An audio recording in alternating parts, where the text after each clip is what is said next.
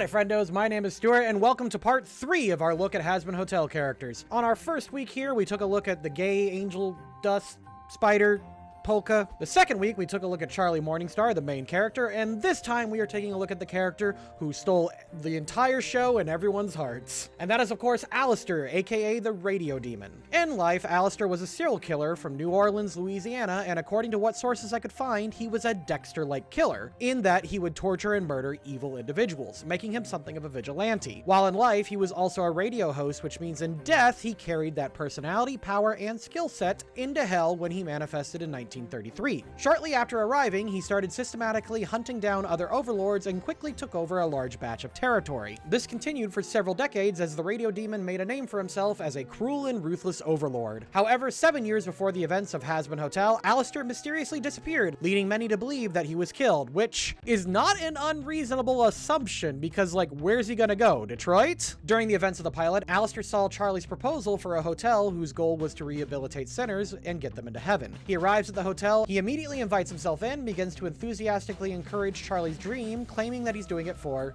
entertainment. However, it's revealed in episode 5 that Alastor is actually in the thrall of a character that we are unaware of, and he admits in song during the final episode that there's some sort of supernatural pact that's forcing him to fight and support Charlie. I'll talk about this more in the post-analysis because it's very, very important. But due to Alastor's strangely complicated moral code, his propensity and joy for torture and murder, along with his pact-making tendencies, we're going to classify Alastor, the Radio Demon, at the beginning of the series as lawful evil. And would you look at that, my wheel already features him there. But with that out of the way, let's go. Let's be gay. I'm going to fart you with my giant dick. Oh. Hey, Vaggie? What? The Radio Demon is at the door. Alastor patiently waits to be invited to the Hazbin Hotel. He low-key insults Charlie and introduces himself. He also displays his power very effectively in this thinly veiled threat. Lawful neutral. Why, I haven't been that entertained since the stock market crash of 1929. So many orphans. Stop right there. After chewing the scenery for a while, Alastor explains that his motivation for helping the Happy Hotel is for entertainment only. He's not interested in helping people get better, he just wants to watch them fail. I want to watch the scum of the world struggle to climb up the hill of betterment, only to repeatedly trip and tumble down to the fiery pit of failure. Depending on the canonicity of the pilot, we can assume he's either lying to Charlie to honor the pact that he's making with his current master, or he's being sincere and is making moves to take over Charlie's life. I'm choosing to believe in hindsight that he's lying, saying that he's exclusively into this for entertainment purposes, and he's doing it, you know, for the pact. I'm sure Alastor does get a twisted sense of pleasure out of this, so I'm going to split the difference and mark his motivations here as true neutral. So it's a deal then? After being rejected for a formal pact by Charlie, Alastor decides to help the hotel anyway, probably hedging his bets and hoping that he can get something from her in the future, which he does in the series proper. After summoning Nifty and Husk, he tells them that they'll be running the hotel as maid and concierge respectively. Nifty honestly is just happy to get attention, and Husk is definitely not happy, but is bribed with cheap booze. It's very, very clear that Husk is unhappy with this arrangement, and being forced into doing this against his will is technically lawful evil.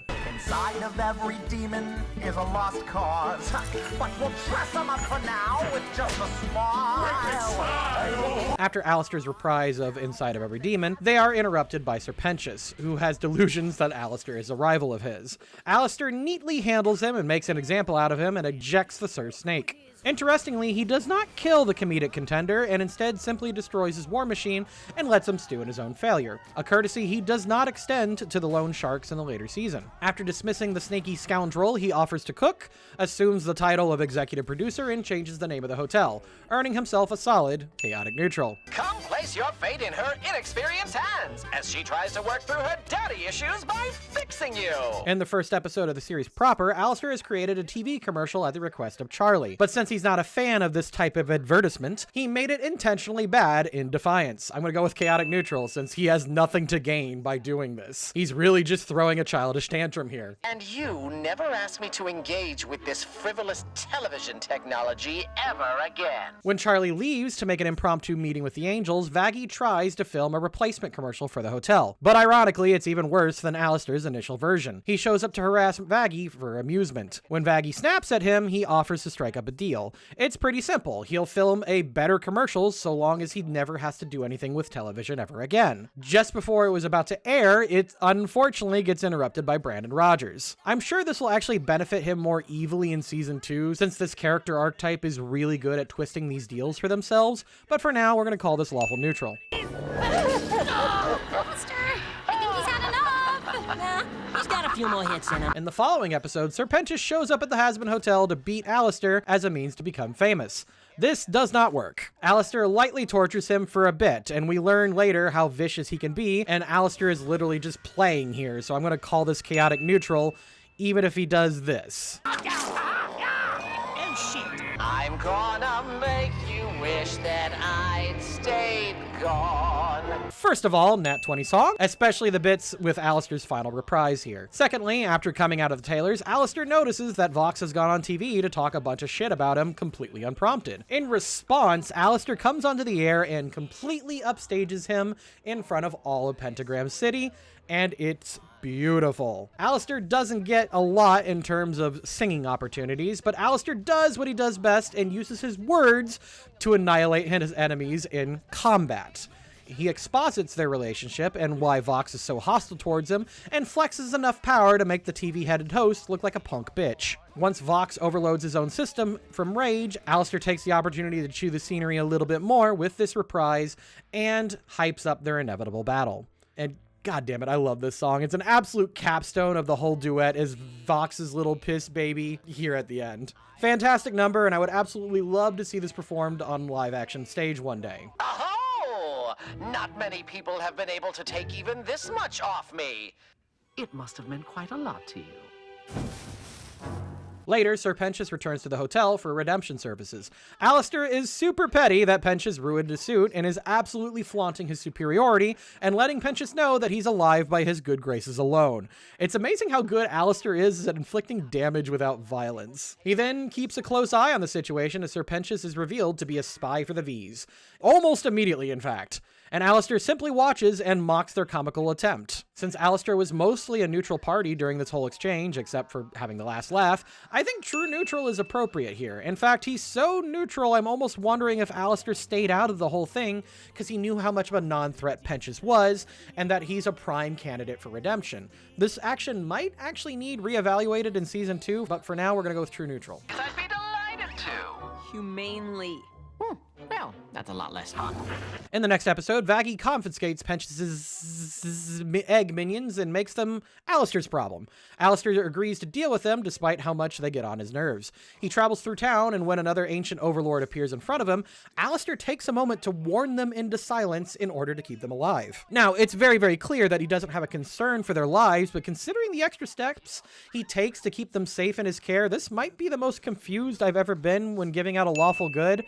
And I kind of like that with Alastor. Safe travels back to the nursing home, fuckers. Kiss my ass. Once he encounters the ancient Zestial, the two of them head to the gathering of Hell's overlords. During this meeting, Alastor takes a backseat to the confrontation between Velvet of the V's, god damn it, she's so fucking hot, and Carmilla, who takes an issue with the former's disrespect and audacity. It turns out that Velvet found the head of an angel that was revealed back in episode 1. If you want to know more about that, go watch my Charlie video. The two of them argue if Hell should attempt a war with the angels, and the meeting is ended abruptly once Velvet suggests that Carmilla knows something about the angel. After the overlords leave, Alastor sends an egg boy to spy on Carmilla and Zestial and to learn that Carmilla is responsible for the angel's death. This is a huge revelation because at this point, everyone just assumes that angels can't be killed. Chaotic neutral for all of this. Who is this? Who is this man? Are you the bellhop? Aha! No! I am the host of the hotel. Alastor was absent in episode 4, but makes up for it in a big way in episode 5.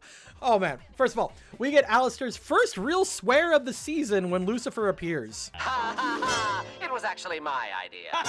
Well, it's not very clever. Ha ha! Fuck you. I love that. Once he arrives, Alastor makes a proper introduction, but Lucifer dismisses him and their efforts, and Alastor takes it personally. Once Lucifer begins his song in an effort to impress Charlie and to try to insert himself back into her life, Alastor joins in order to sabotage his attempts. During the song, Lucifer is trying to be a dad, or at the very least what he can interpret to be a dad, and Alastor jumps in and tries to take that title from him out of spite. It's very clear that Alastor doesn't see Charlie as a daughter at all, and he's just using this opportunity to hurt Lucifer. Again, the fucking stones on this man. At this point, people barely understand that he could even be harmed, much less killed, and he also understands that, like, Lucifer could just annihilate him instantly, and he is... Jesus, he's just taunting the man. Holy shit, I wish I had the stones. Also, the song is just delightful. Another banger of a song that I have on repeat while driving to conventions. Whoever decided that nearly all of Alastor's songs this season needs to be duet needs a pat on the head. Nat 20 song and Chaotic Evil. Are you attacking me? It's me. Yes, it's me. I know you were waiting for me. However, before things could escalate further, the song is interrupted by Mimsy. By the way, apparently this gag exists because many of the original fans of Vivzy Pop who turned into all of her old live streams insisted that it should be there. So I don't know how true that is. I might just be maliciously spreading, you know, false information on the internet. I don't fucking know, but wouldn't it be funny? However, apparently Mimsy only shows up in Alastor's life when she's in trouble, and she just causes him problems. Husk reminds Alastor of this and originally is dismissed, but he gets snarky, reminding him that he's also on a leash, to which Alastor humbles him with threats of suffering and death if he ever talks back to him like that again. Lawful evil. And I may have stolen a car and crashed it into the loan shark's girlfriend, but that bitch had it coming. Loan sharks show up at the hotel for Mimsy, and Alastor takes the opportunity to flex both his powers and to blow off steam. Charlie is mistakenly under the impression that Alastor is doing this to defend the hotel, but in reality, he makes it very, very clear. It's time I remind everyone why I am here. I know the dialogue seemingly contradicts, but in this episode we get to see a very sadistic side of Alastor, and that he takes special glee in slaughtering weaker demons. He's not on the hotel side. I'll talk about this more in the post-analysis, but yeah, keep in mind, this is not Alastor being nice. This is Alastor having fun. Now, is that any way to act after picking a fight with all of heaven and dooming everyone you love? Alastor also wasn't in episode 6 either, but it's really important to know what happens in it to understand, you know, what happens in this episode. So go watch my Charlie video, you know, maybe watch the show too. But in episode 7, Alastor is making fun of Charlie for failing to stop the exterminations or allowing redeemed souls to get into heaven. Alastor uses this moment of weakness to strike a deal with Charlie. Alastor asks for an incredibly vague favor in the future, and the conditions of this favor is anything that doesn't involve someone getting hurt. In exchange, he tells her a secret that the angels can be killed, and Carmilla Carmine knows the secret. He also goes above and beyond because he's going to hook her up with an army so that they could fight off the angelic chorus. We know Alastor will twist this in his favor in the future, but for now, this is technically lawful evil. This may need reanalyzed in season 2. Come now, Alastor. She's much too young for you. Oh, I'm just kidding. I know you're an ace in the hole. A what now? Charlie delegates the task of talking to Carmilla to Vaggie and heads to Cannibal Town with Alastor. They meet with Rosie, the overlord, and she enthusiastically agrees to help with Charlie defend the hotel from the angels. But it would be up to Charlie to convince her citizens to take up arms with them. Alastor plays the quiet supporter and allows Charlie to come into her own, with Rosie also offering up some insight on how to inspire the cannibals.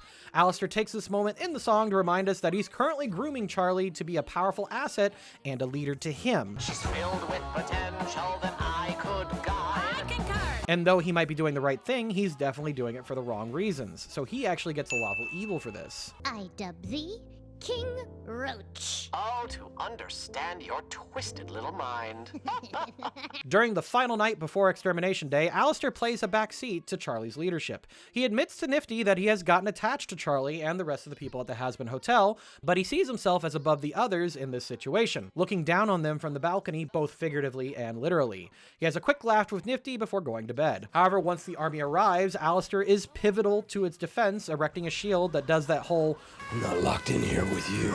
You're locked in here with me. During this time, he wards off a significant amount of the hosts with tentacles holding angelic weapons. Adam manages to break the barrier with a falcon punch, and Alastor immediately pulls aggro. A lot of people have commented that Alastor is being really stupid and really arrogant right now because we don't see him or his tentacles holding any angelic weapons while fighting Adam. And I kinda agree, especially since Alastor makes his intentions clear immediately. I'm about to end your fucking life. During this fight, Alastor does what he does best and uses his words to anger Adam and cause him to make mistakes. He holds him off for a while until Adam simply overwhelms him with his angelic power. Alastor retreats to fight another day. True neutral. I'm hungry for freedom like never before.